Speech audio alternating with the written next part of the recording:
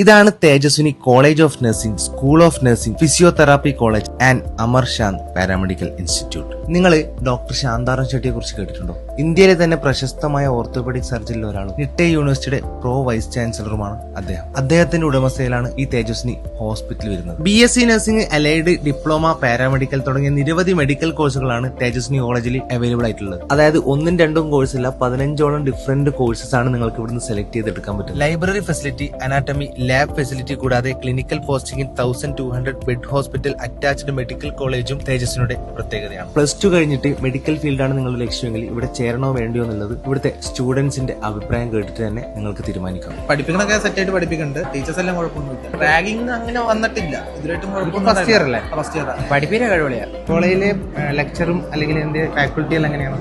അടിപൊളിയാണ്. എല്ലാവരും നല്ല ഫ്രണ്ട്ലി ആണ്. മലയാളീസ് ഉണ്ട്, കന്നഡ ടീച്ചേഴ്സ് ഉണ്ട്.